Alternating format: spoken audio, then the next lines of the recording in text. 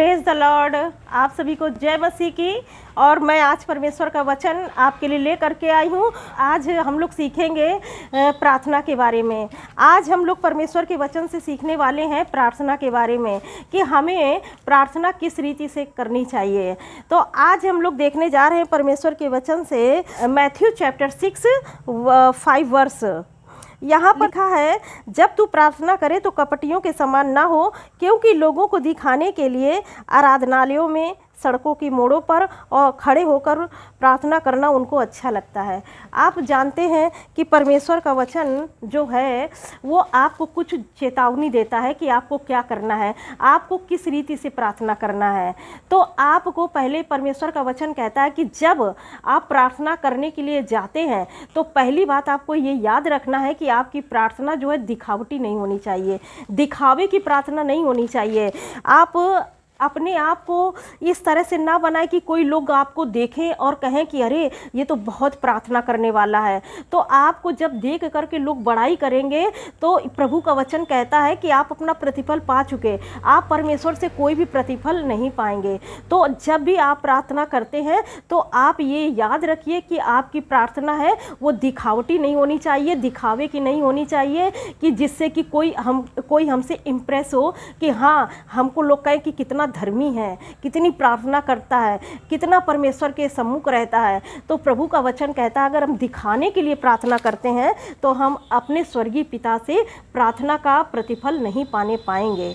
तो मैं आपको बताना चाहती हूँ कि अगर आप परमेश्वर से प्रतिफल पाना चाहते हैं तो आपकी प्रार्थना दिखावे की नहीं होना चाहिए। तो आज मैं जैसे कि अभी मैंने आपको बताया कि पहली बात, जब आप प्रार्थना करते हैं तो आपकी प्रार्थना में दिखावटीपन नहीं होना चाहिए।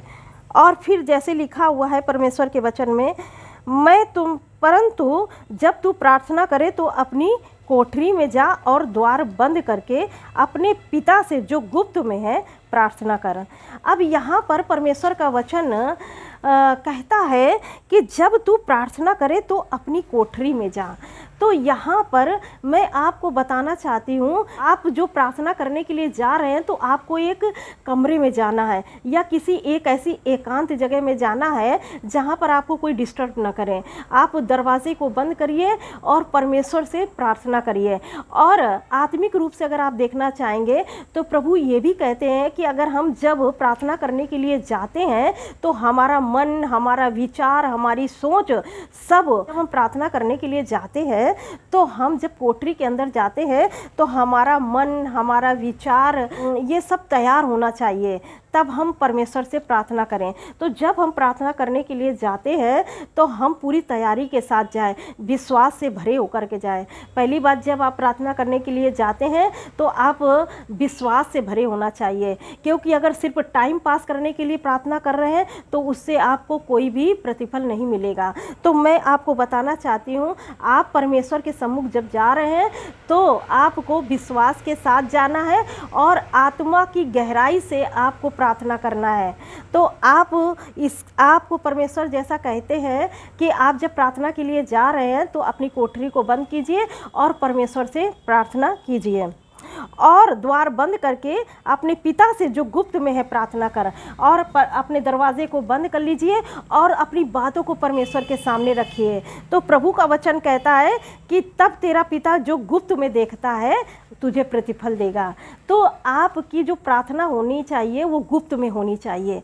परमेश्वर गुप्त चीज़ों को बहुत पसंद करते हैं, वो दिखावे की चीज़ों को पसंद नहीं करते हैं। लेकिन आप जब कमरे में जाकर गुप्त रूप से प्रार्थना करेंगे और अपनी बातों को परमेश्वर के सम्मुख रखेंगे तो परमेश्वर के सामने जो आपने बातों को रखा है तो प्रभु कहते हैं कि वो गुप्त बातें जो आपने परमेश्वर से कही है, गुप्त में कही है, तो उन गुप्त में जो आपने परमेश्वर से प्रार्थना की है तो परमेश्वर आपको निश्चय प्रतिफल देंगे। क्योंकि प्रभु का वचन कहता है कि अगर कोई एक कटोरा ठंडा पानी भी पिलाता है तो जब परमेश्वर उसका प्रतिफल देते हैं तो फिर आप तो परमेश्वर से प्रार्थना करने गए हैं तो आपको प्रतिफल क्यों नहीं मिलेगा।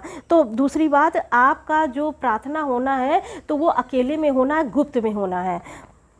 अब आप तीसरी बात, अभी आपने पहली बात सीखी कि आपकी जो प्रार्थना है वो दिखावटी नहीं होनी चाहिए, और दूसरी जो बात है वो आप प्रार्थना गुप्त में करने जाएंगे, गुप्त में प्रार्थना करेंगे, जिससे कि आपका परमेश्वर आपको प्रतिफल देगा। और तीसरी बात जो है, लिखा है 6:7 में लिखा हुआ है, मत्ती 6:7 में, प्रार्थना करते समय अन्य जातियों के समान बक बक ना करो, क्योंकि वे समझते हैं कि उनके बहुत बोलने से उनकी सुनी जाएगी। तो यहाँ पर प्रभु का वचन कहता है कि प्रार्थना जब आप करते हैं ना, तो बक बक ना करें, मतलब बहुत ज़्यादा किसी बात के लिए कि प्रभु हमारे जीवन में ये कर दे, प्रभु हमारे जीवन में ये कर दे, प्रभु हमारे जीवन में ये कर दे, मुझे ये चाहिए, प्रभु मुझे ये चाहिए।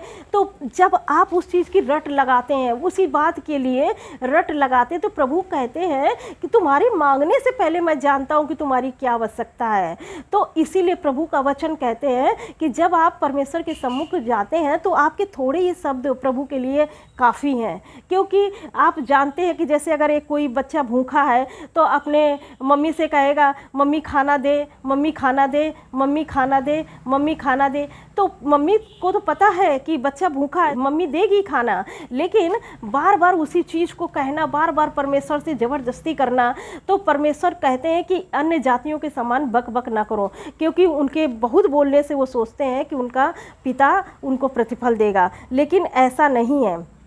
आपकी जो प्रार्थना है परमेश्वर के सामने जो है वो वचन कहता है कि आपकी जो प्रार्थना है वो अन्य जातियों के समान नहीं होना चाहिए कि उनके बहुत बोलने से उनकी सुनी जाएगी। इसलिए तुम उनके समान ना बनो, क्योंकि तुम्हारा पिता तुम्हारे मांगने से पहले जानता है कि तुम्हारी क्या क्या आवश्यकता है। अभी मैंने बताया ना कि परमेश्वर जानते हैं कि हमारी क्या क्या आवश्यकता है, तो वो इसीलिए जब आप जाते हैं तो परमेश्वर के सामने, तो आप जाने कि किसके सामने जा रहे हैं, हम पिता परमेश्वर के सामने जा रहे हैं। तो जब आप अपनी बातों को रखें तो परमेश्वर से के सामने बहुत मत बोले बक बक, उसी बात को लेकर एकदम कि नहीं प्रभु हमको चाहिए, नहीं प्रभु हमको चाहिए, प्रभु हमको चाहिए, प्रभु हमको चाहिए। तो प्रभु जानते हैं कि आपको क्या चाहिए, तो वो आपको जो चाहिए, अगर आपको कुछ नुकसान होने वाला होगा उस चीज़ से, तो वो परमेश्वर आपको नहीं देंगे, क्योंकि प्रभु आपको बचाना चाहते हैं। क्योंकि आपको तो नहीं पता है कि आप जिस चीज़ को मांग रहे हैं वो आपके लिए हानिकारक हो सकती है, लेकिन परमेश्वर सब जानते हैं। तो आपको अगर जो चीज़ नुकसान कर रही है आपको, तो वो चीज़ आपको नहीं देंगे। तो इसीलिए प्रभु का वचन कहता है कि तुम्हारे मांगने से पहले मैं जानता हूँ तुम्हारी क्या आवश्यकता है, इसलिए प्रार्थना में बक बक ना करो। तो इसीलिए प्रभु का वचन कहता है कि अन्य जातियों के समान बक बक ना करो। सर, आज का ये वचन आपको आशीष दिया है, मैं विश्वास करती हूँ परमेश्वर इस वचन से आप सभी को बहुत आज की आशीष दे। God bless you all, thank you.